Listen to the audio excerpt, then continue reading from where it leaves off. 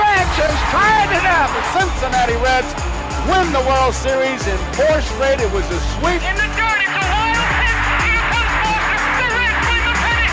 Larkins won the game. That ball is fair.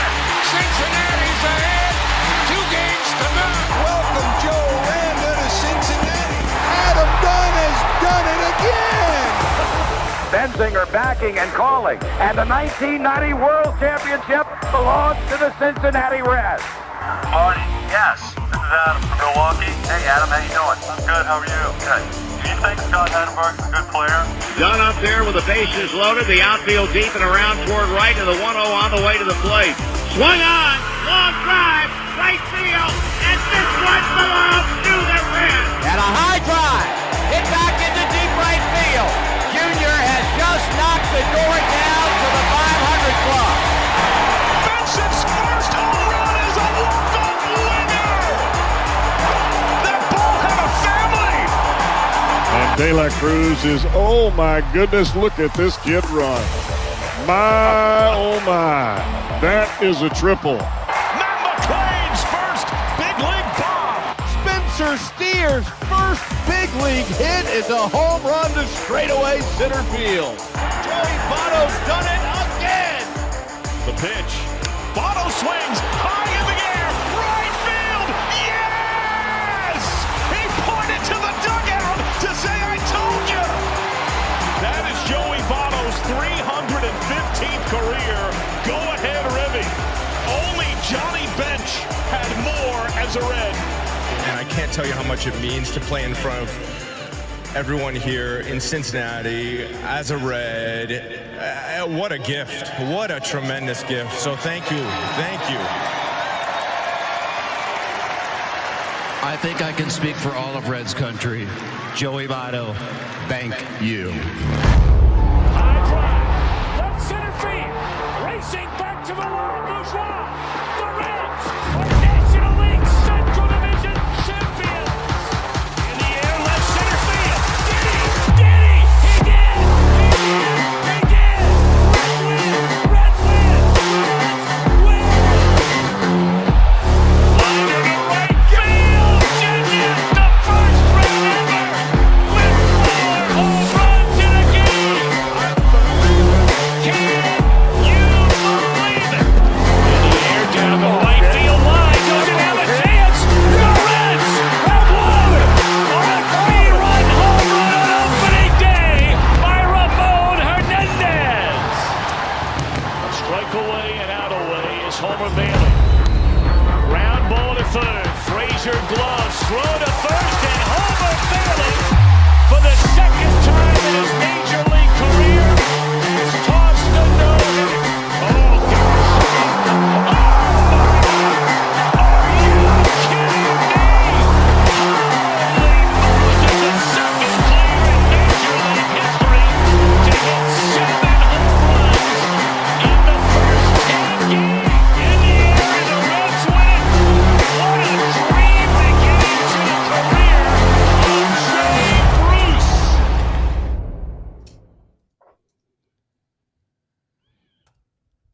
Nick, the Reds have won yet another series, my friend. 5-3 over the St. Louis Cardinals. It might have looked like, perhaps as you're checking the box score, looking over the scores, that it was a nice, traditional game where you just go out and you win by 2 runs going away. But obviously, it took extras. Reds found a way to score 2. Nice to see us winning games. I don't know what to do. I don't know what to do. I'm not going to rain on anybody's parade that's excited and happy that this Reds team has actually played decent since the All-Star break. I don't want to be that guy. And in fact, I know that despite what it might appear like on this show at times, I like to think I'm a pretty good time. I try to keep things upbeat. I try to have fun whenever I'm doing something, whether it's something I don't like doing or whether it's something I like doing. I try to raise the vibes. And yes, at times the Reds, can lower the vibes. But I'm going to be honest. I'm glad to see that they've been somewhat serviceable over the last handful of series. But my opinion doesn't change. And my opinion is that this team's just not very good. And unfortunately, that means that we're going to have to wait another year to watch meaningful baseball, and some might vehemently disagree with that. And that is fine. They can fan however they want. I put out a post, Nick, this past weekend that basically just said that this team isn't good and they should sell everything. I mean, if they have expiring contracts, players that aren't going to be here next year, they got to go. I don't even care if you're getting, Daytona players or Arizona Complex players. We need something because this season is what it is. And boy, the absolute belief that some people have still is unbelievable, Nick. I thought you were an optimist. There are other people out there in this world that are even farther down the deep end than you, my friend. It's just a weird spot because optimism, not optimism. It's just like realistically what you should do when you have a 2% chance of making the playoffs. Like you should sell when you have this many expiring contracts.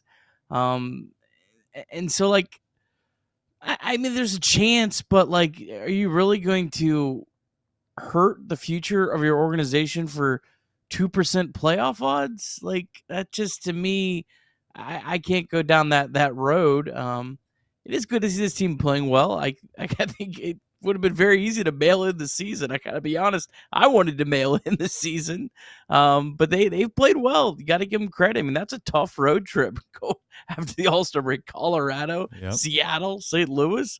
Today was, I think, 120 degrees on the field in St. Louis, and hey, they've won 3 straight road series. This team is 27-27 on the road this year, which is crazy. They're a 500 road team now.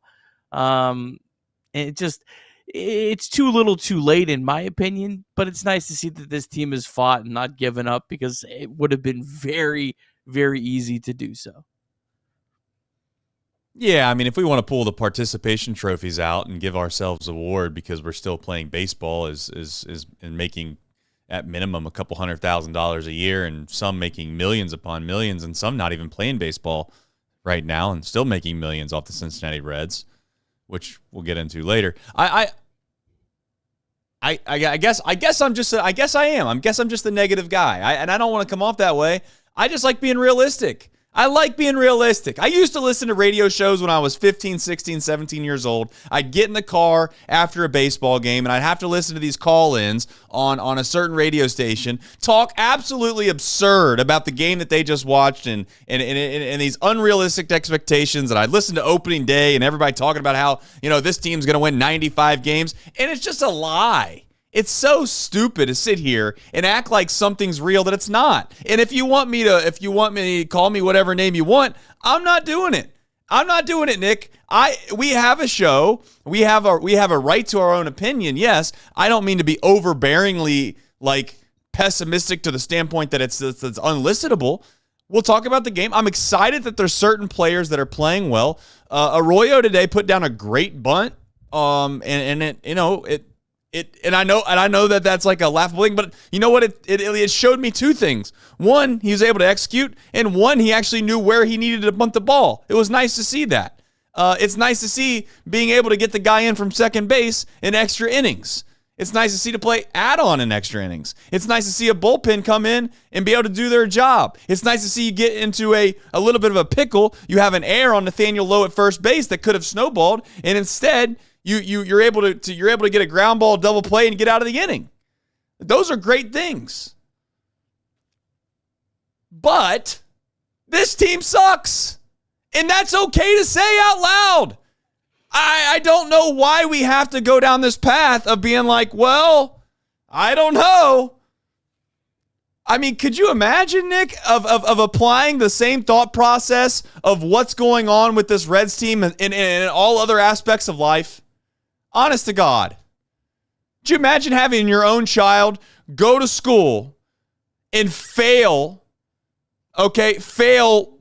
basically almost all of their classes and get Fs on most of the tests, and then come home with a B on one test and think, we're back. Everything's good. I don't know. it is what it is. From here moving forward, I just want it to be known that I'm going to move past this thought of whether this team's buyers or sellers. This team is a seller of all sellers. If you don't think this team's a seller, then basically they're never a seller. They're just as close. In fact, I say statistically speaking, they're closer by a large margin. They're just as close as having the worst record in all of Major League Baseball. Of all the franchises that try to do something in this game, they're going to be possibly the worst than they are of making the postseason. That's a fact. So take that for what you wish. And that's not my opinion. That's just a fact. That's statistics and math. So if you want to get mad at that, be my guest, which some people do. At the end of the day, I want to move past it, Nick. I wanted to get that out of the way to start the show off so we're all transparent here. And I don't have people in my DM saying, oh, there goes Trace again. He's getting all excited because this team wins, but then next week he's going to get killing them. Nope. No. We're going to talk about the games on a nightly basis because that's what we do. We're going to have fun on this show from here on forward. If they start playing good baseball, that's great. But just let it be known and be very clear, Nick. This team is sellers. They should be sellers, and they're not very good. Period. That's it. I'm done. I hope there's sellers. I can't help but be a little worried in the back of my head that they go out and sweep the Guardians, that the front office has a plan to sell, and they get a call from upstairs that says, nope, you're not doing it. You're not doing it. Like impossible. You know what, Nick? If that's the case, is there not reason to think that could happen? No, but if that's not the case, if that is the case, then it paints an even more clear picture, that this whole thing needs to get burnt to the ground. At least we have concrete evidence. Then I know that's not what we want. I don't want to be in that position, but you can't argue it anymore. I think you've been on the fence. Half the time you're like, you know what, this front office isn't really doing the things that I once fell in love with. And the other side of it is that you want to see the course because maybe they just had a little small bad luck of run and they still can get back to what built, I guess to a small extent, the optimism in 2023. But you have nothing to stand on anymore if this front office goes out and buys at this deadline. You don't. You have to give up. You have to say that this front office is cooked, or someone's holding something over their head and that makes them cooked. Regardless, you got to move on if that's the case. Yeah, I think that someone's holding it over their heads. But again, you'll see if they fire and move on next. I think you're going to see the same problems just like you saw before. What this organization needs is they need a Terry Francona to be the general manager. They need a guy with that kind of credence to where he's told by ownership or other people who have voices in the organization basically to F off. Like, they need that in the front office, and I don't think they have that. We'll see. I mean, yeah. Hey.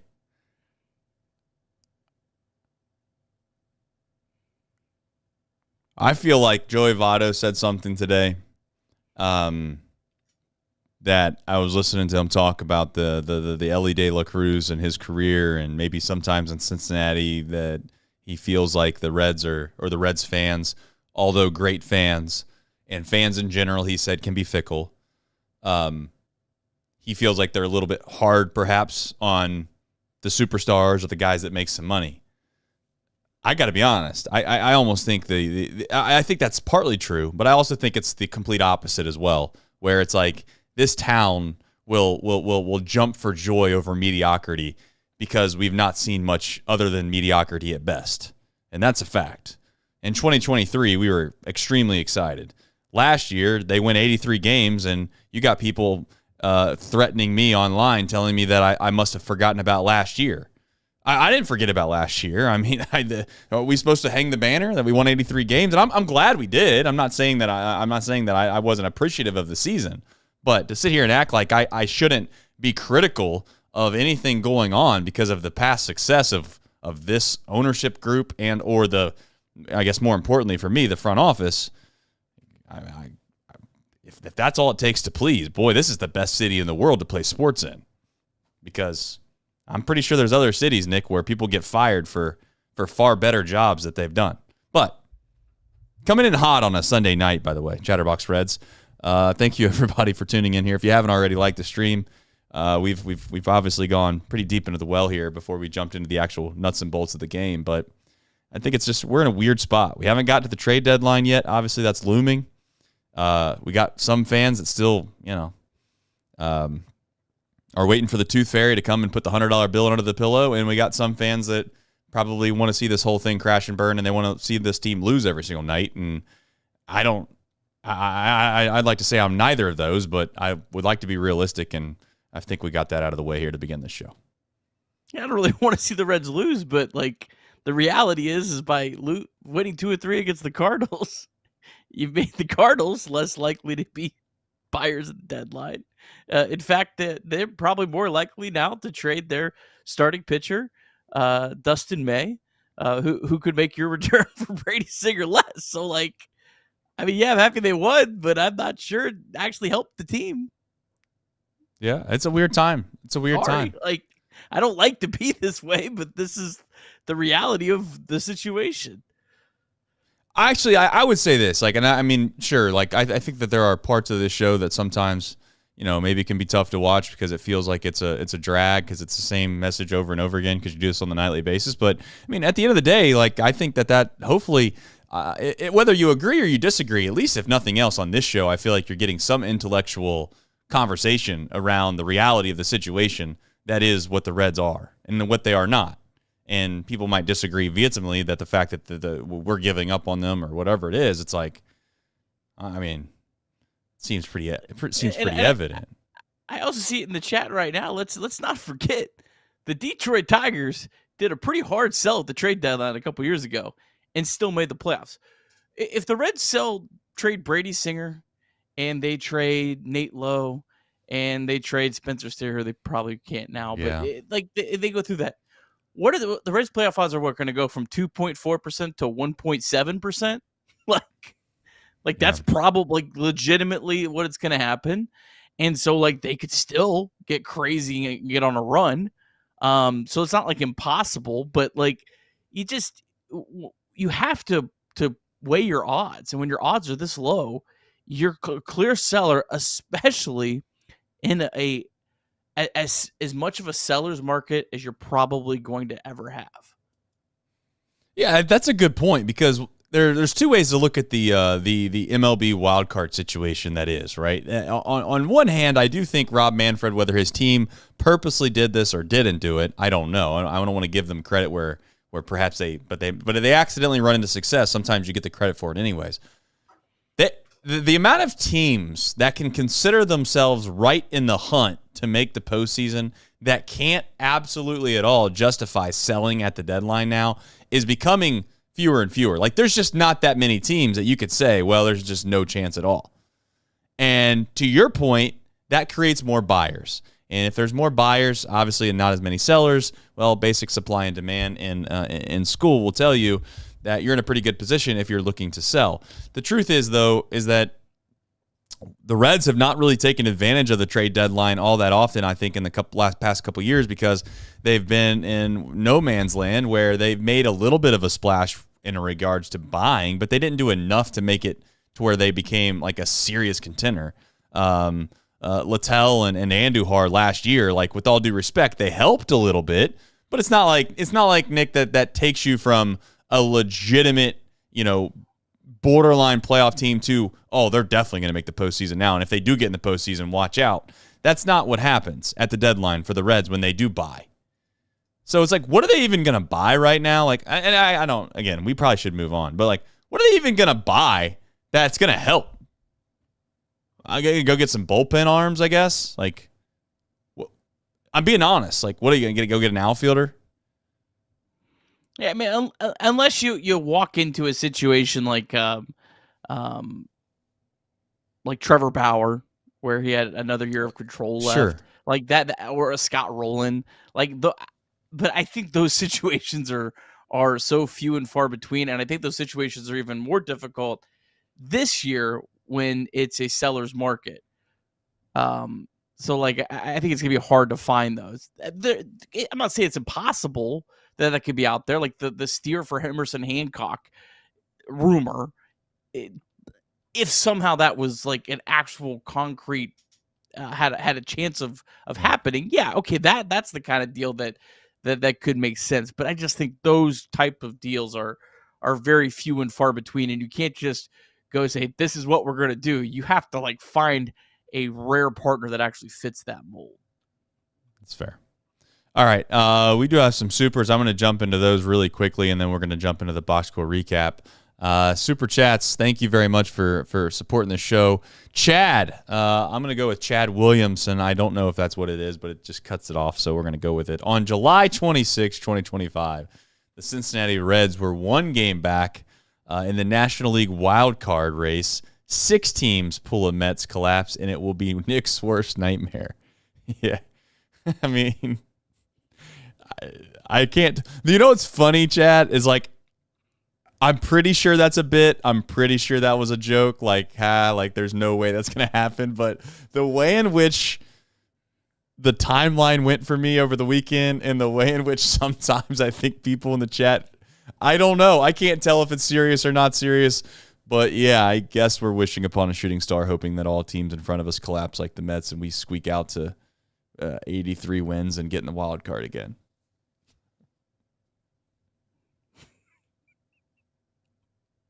You have nothing to say. He's got nothing to say. I have nothing. I have nothing. All right, Vandy says the Red Sox sucked until they didn't. Red Sox, yeah, they also fired their manager, which I'm not saying that was the difference, but it's almost like we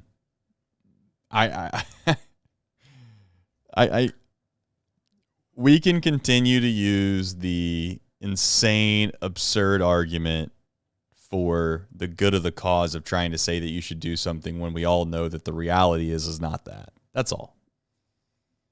It's like, I don't know.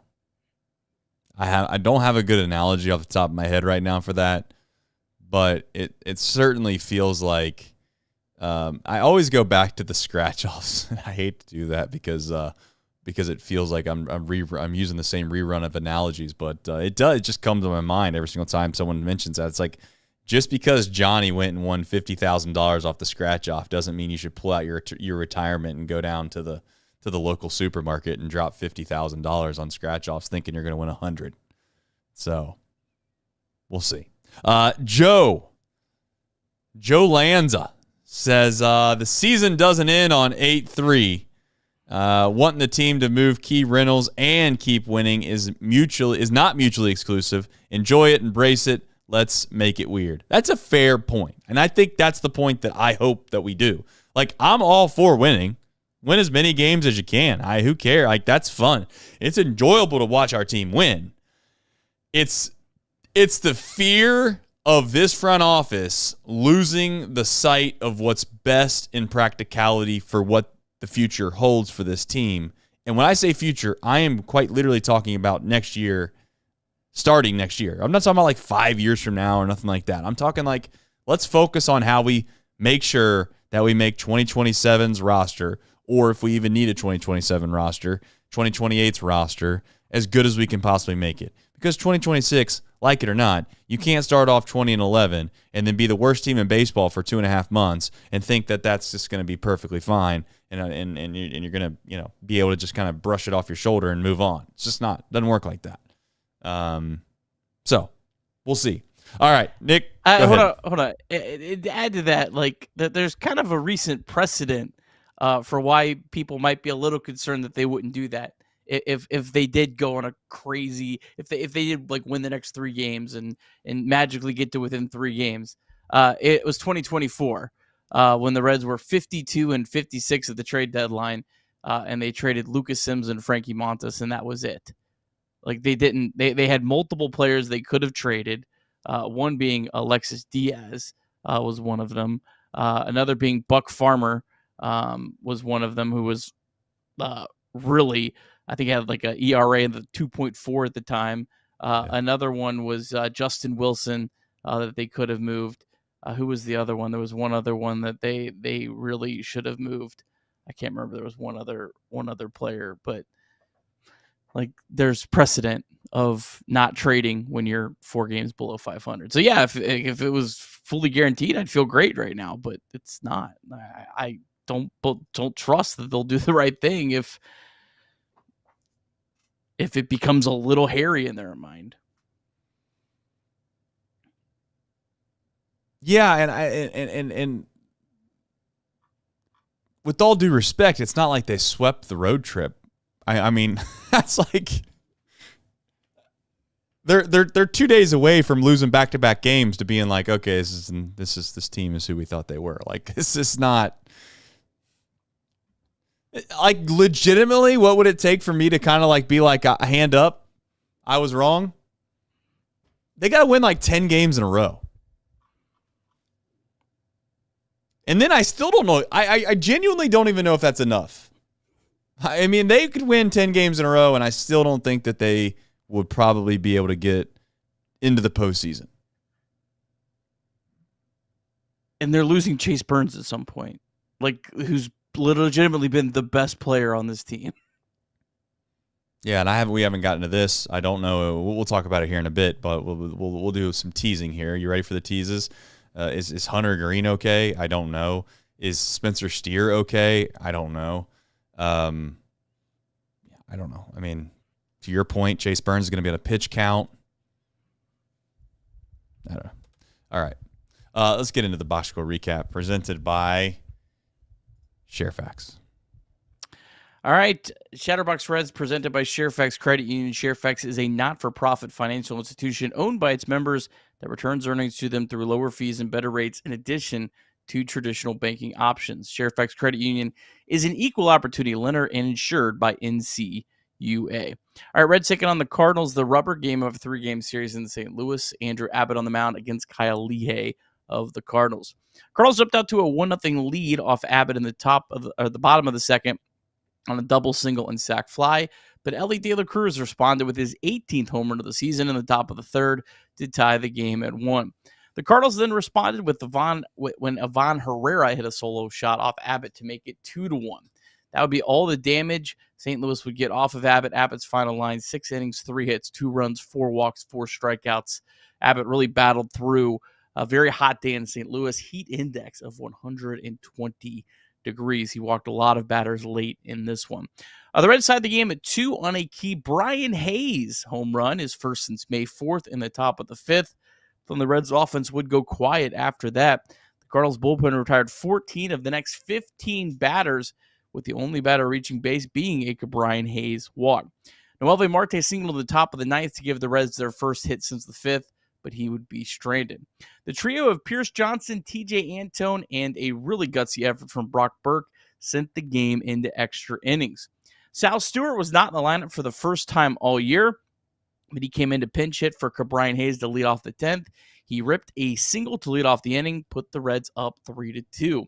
Elly Cruz would single, and then with 2 outs, Nate Lowe slapped a single to left field against a left-handed pitcher, his 3rd hit of the day, and that put the Reds up 5-2.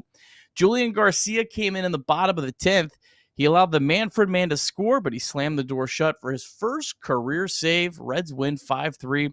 Reds now 49-55 on the season.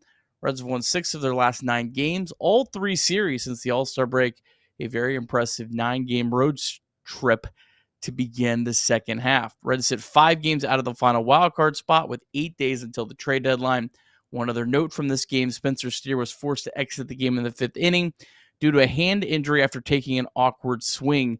Steer's going to get imaging done on his wrist on Monday to see a hand specialist. Terry Francona said he doesn't ever complain, so you worry when he comes out of the game. He didn't fight me to come out of the game. That makes me nervous. All right, we do have a deep drive of the day, and believe it or not, hold on to your seat. You ready for this one? Brian Hayes. This isn't the ACL either, folks. This is the big leagues. 3rd home run of the year, 102 off the bat, 387 feet.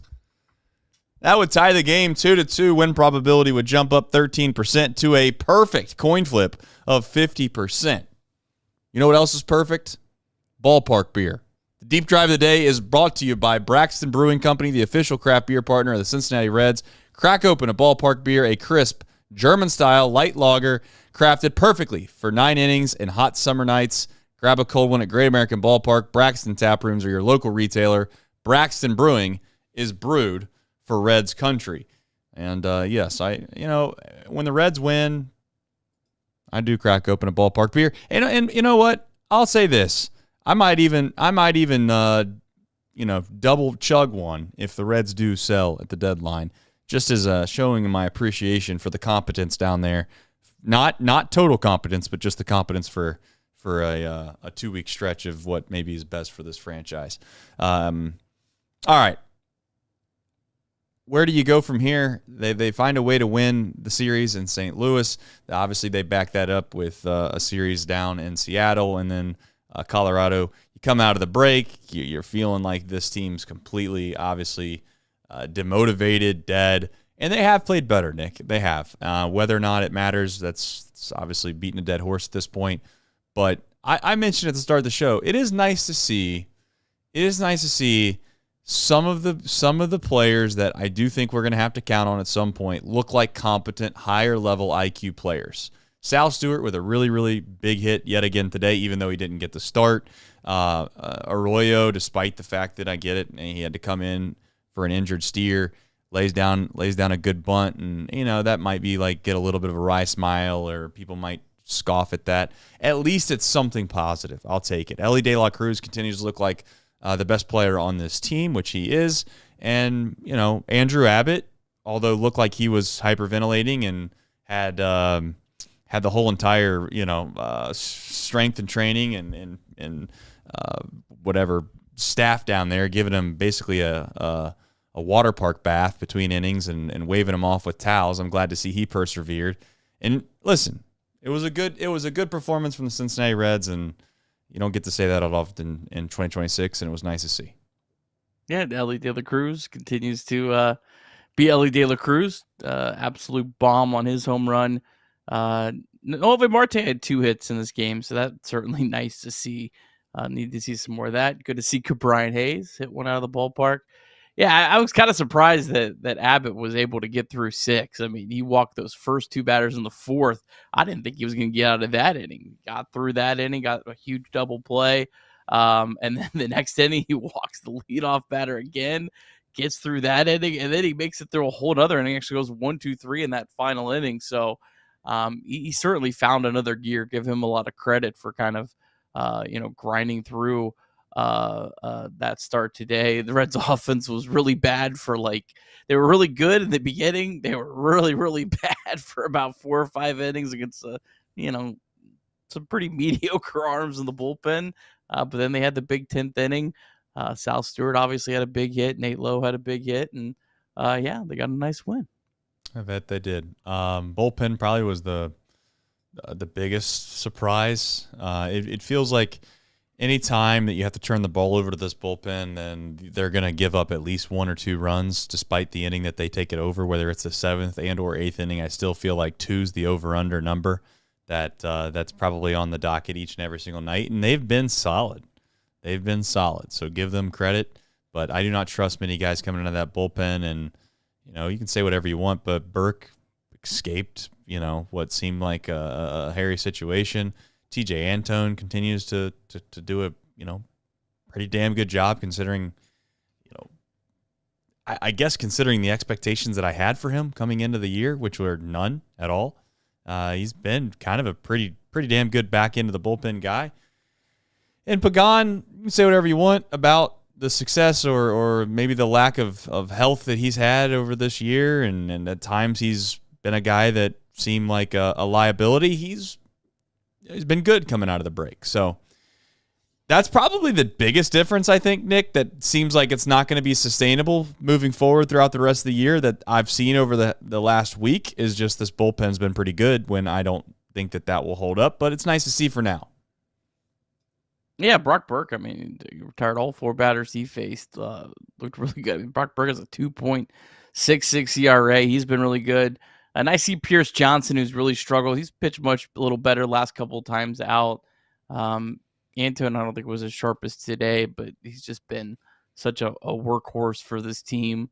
So yeah, I mean, and Julian Garcia, yeah, he gave up a couple hits, but he was able to shut the door, and congrats to him, getting that first career save, a guy that was an indie ball, that really has grinded through a big league career. I know he said like he almost hung it up, and he got a big league save today. I mean, that's pretty cool to have had that been at that point of your baseball career. We're about to give up, and I'm sure having that save one next to his name feels really good.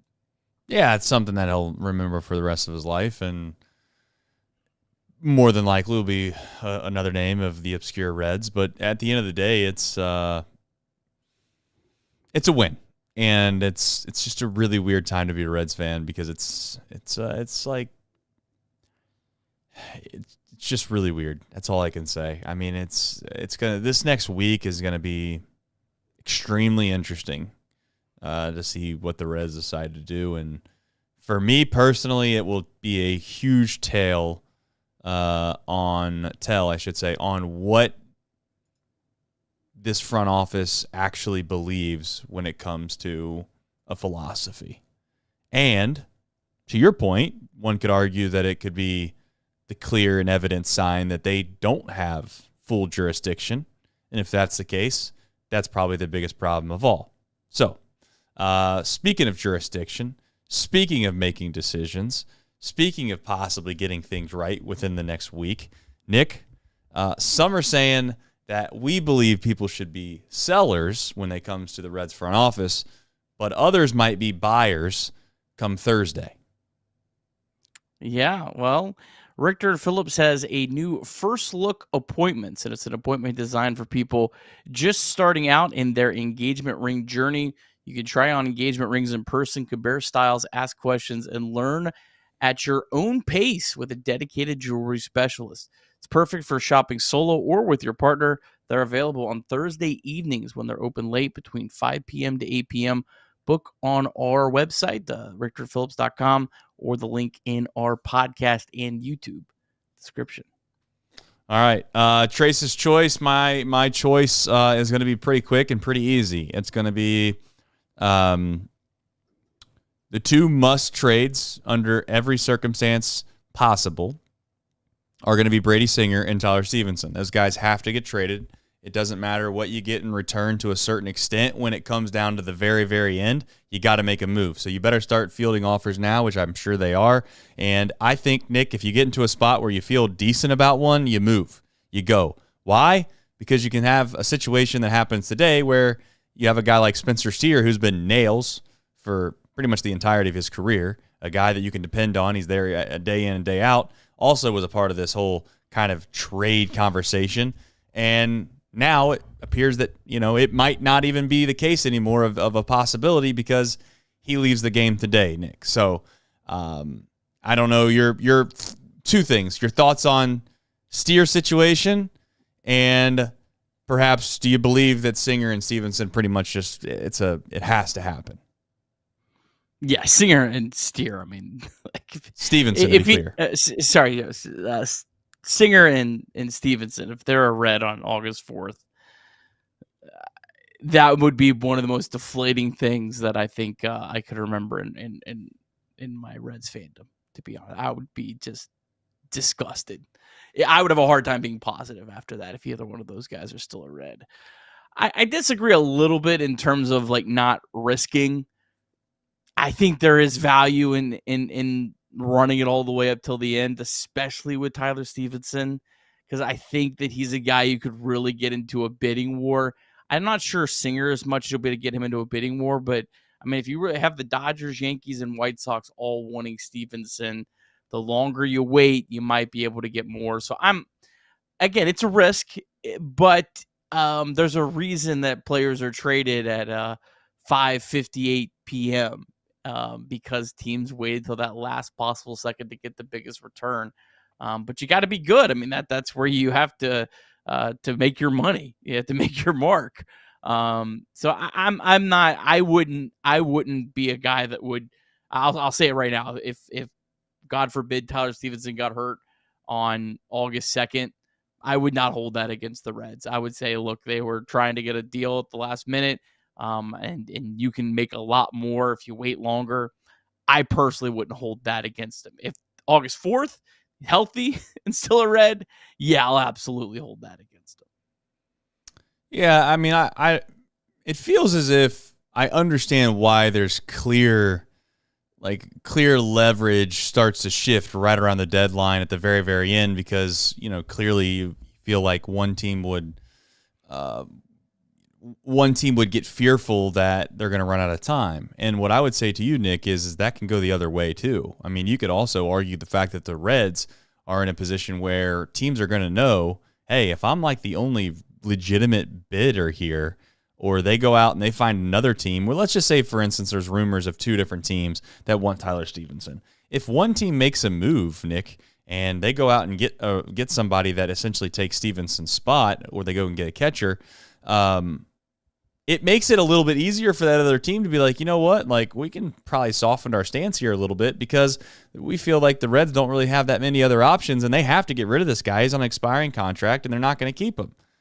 You could make that case. Now, if you're the Reds, I'd like to think that you could do a good job of creating that leverage on your end from the get-go, and just almost acting as if deals are done for one way, and then hoping that the team comes in and leapfrogs them at the last second and makes a crazy offer, and then that way you can, at that point, maybe bite on the other team's offer.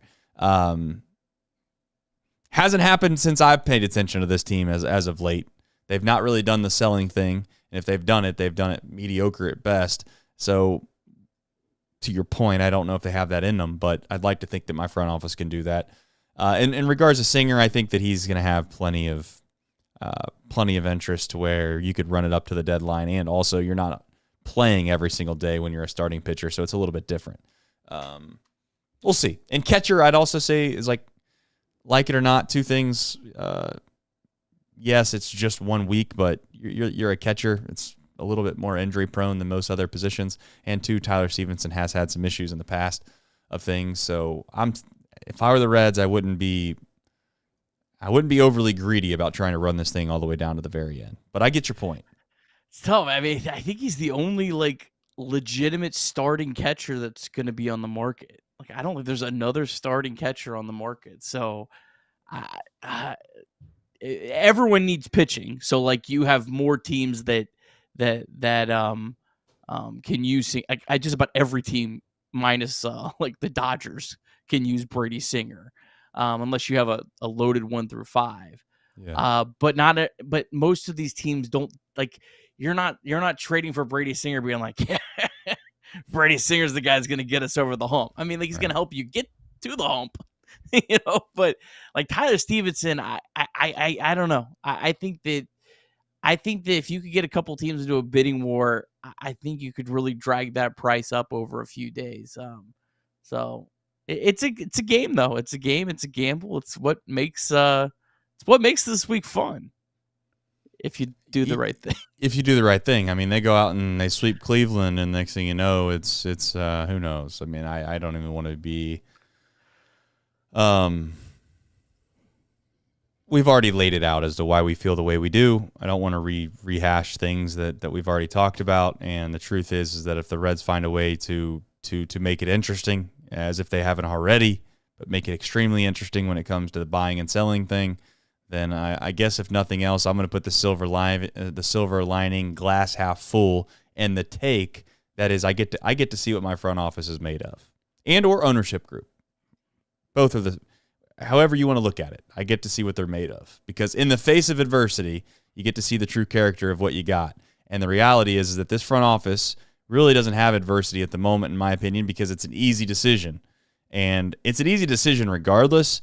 But this front office and ownership group has not done a good job, in my opinion, of delineating fans' feelings versus the right decision when it comes to building a baseball roster. They've not done that, and they've continued to try to kick that can down the road, and they've made mistake after mistake when it comes to trying to please fans, in my opinion.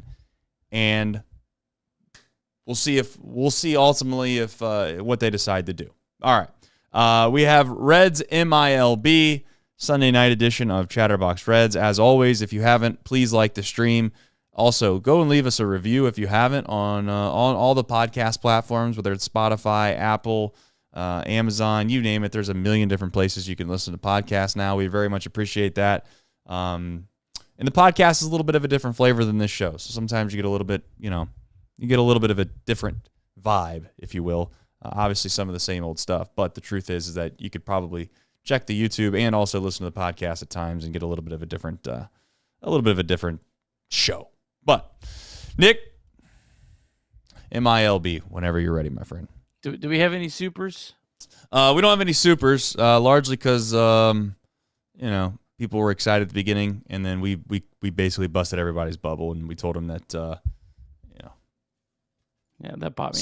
Some are saying that we told them that Santa Claus wasn't real, even though that obviously is not true at all. We don't do that on this show, and it's 100% true. It's all about faith, as you know. All right, your Reds MILB presented by our friends at 78 Cigars. Cincinnati legend Anthony Munoz has a new venture, and we are fired up to partner with it here on Chatterbox Reds. Introducing 78 Cigars, a premium cigar line from the Hall of Famer himself. If you love great cigars in Cincinnati football history, well, this is the perfect combination. You can grab 78 Cigars right now at both Montgomery and locations or over at Creekside Cigar Company. You can also check them out online. Just head to anthonymunoz.com. Click on the 78 Cigars page and learn more or place your order today. That is 78 Cigars from the greatest offensive lineman to ever do it, Anthony Munoz. All right, we start off with AAA Louisville, where the Bats lost 10-2 to Toledo. The Bats have lost 9 of their last 10 games, now just 9-18 in the second half. Matt McClain was 0 for 3. Carlos Jorge hit an inside the park home run, his 8th of the season. Will Benson was 0 for 3 with a walk. Michael Toglia on base twice, double and a walk. Yvonne Johnson hit his 10th home run of the season. In relief, Zach Maxwell, another scoreless inning from him, ending in a third scoreless. Didn't give up a walk or didn't strike anyone out. Connor Phillips got 1 out. Came in after Hunter Parks had a really brutal outing. Walked 3 batters and gave up 2 home runs, 6 runs to Hunter Parks' ledger. All right, down to AA, the Chattanooga Lookouts fell 13-7 to Biloxi in 10 innings.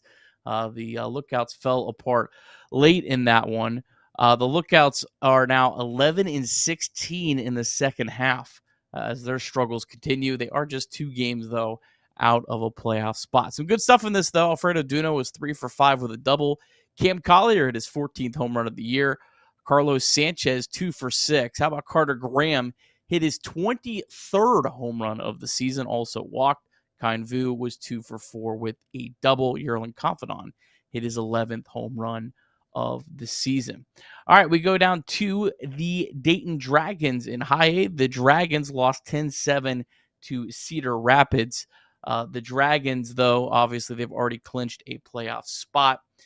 They are 14-14 in the second half. Tyson Lewis homered for a 3rd straight game, 3 for 5, 9th home run overall in the year, stole his 14th base as well.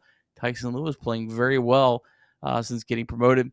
Mason Neville was 0 for 2 with the walk. Jacob Friend was 0 for 3 with the walk. This is his 21st bag of the season. And Ty Floyd, pretty solid start from him. Went 4 innings, 2 hits, 0 earned runs, 2 walks, and 4 strikeouts. All right, down to Low A, the Daytona Tortugas. They fell 8-5 to Clearwater. Arnaldo Lantigo was 1 for 3, walked 3 times. Kyle Henley, 2 for 5, stole his 30th base of the year. Ichiro Kano and Bernard Moon were each 2 for 4. The Daytona Tortugas, though, continue to hold a second half playoff spot. They have a half game lead over Palm Beach. Daytona is 16-12. And going on right now, Trace, the Arizona Complex League World Series. Oh, really? They call it the World Series. That is what it says on there. The ACL Reds in Game 1 leading the ACL Rockies 2-1. In the bottom of the first, Steele Hall led off with a single, stole second base, and then Adolfo Sanchez singled him home.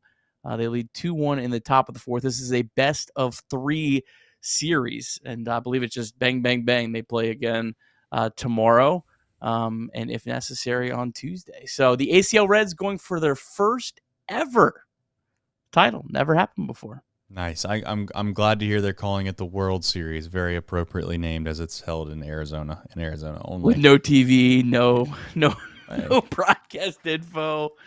I am also very delighted to hear our baby boy Tyson Lewis is hitting the ground running in Dayton. I might actually, you know what? I might actually choose to see if I can't just sneak up there and watch a game or two.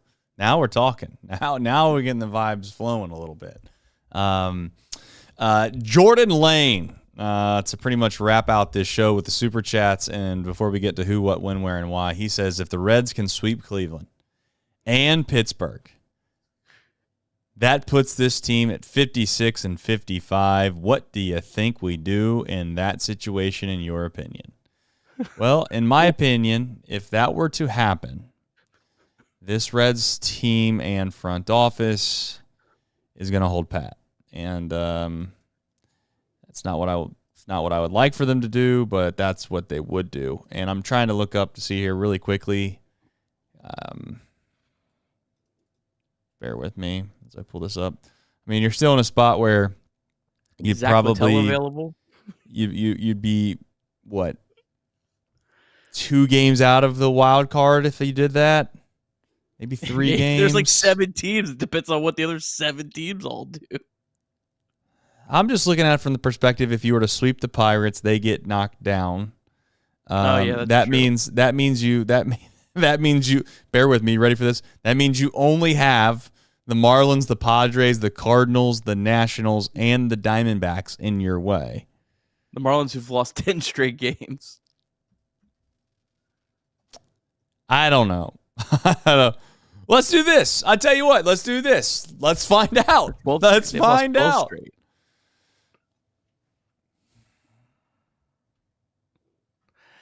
I don't know. I don't know what you do. I mean, like, it's fun to think about the fact that this team could win what would be 7 games in a row. But let's wait and find out. See if they can do it. Can we just have a good team that, like, we don't have to, like... Yeah, it'd be great. At some point, can we try to, like, try to build a team and try to do the steps to build a team that you go into the trade deadline, you go, yeah, we're buyers. We're clearly buyers. Like there's no thought about it. There's no debate about it. Like, can we not be like this, like, team that's like, well, yeah, maybe if we play good this last week, like, it's just such a terrible spot to be in every year. Yeah, it feels like the proverbial, if you have 2 quarterbacks, you have none. If you have to ask yourself if you're a buyer or a seller, you're probably not a buyer. But you know what happened last year, Nick? Let me remind you. They made the playoffs, and everybody said that, like me, said that they should be sellers because the Mets wound up being the worst team in Major League Baseball over the last, call it 2 months, and they allowed the Reds to make the postseason. Mind you, they didn't even put up a fight when it came to the postseason. People gloss over that pretty quickly. And that's part of my argument too. Like, what is the goal? What is the goal? Is the goal just simply making the postseason and, hang the banner? Or, like, are we trying to win a championship? Because when you elevate the bar, even that one step higher, Nick, I think almost everybody starts to laugh at that scenario, right? It's one thing to say, can this team make the postseason? And you could be like, I don't know, maybe they get hot. They pull a Red Sox and they start winning, 12 of their next 15. Yeah, they could possibly get in there. But as far as actually doing damage in the postseason, that's where you're going to lose everybody. And that's where I would say if you're in a spot where you can't confidently say you can win with anybody in a 7-game series, well, then what's the point? And I say anybody, that might be a little strong, but you wouldn't be significantly the significant underdog in nearly every 7-game series against everybody else that's in the postseason, which the Reds would be if you're keeping track at home. 2 things about last year. Number one, at the trade deadline, the Reds were still 3.5 games out of a playoff spot, but there was 2 games behind the Reds to the next team, and there was no one else in between the Reds and the Padres. Remember, the Reds were trying to catch the Padres. at the trade deadline, who, by the way, at the end of the year, the Reds ended up being 7 games behind. They never actually got close to what their goal was. They were 7 games short of their goal.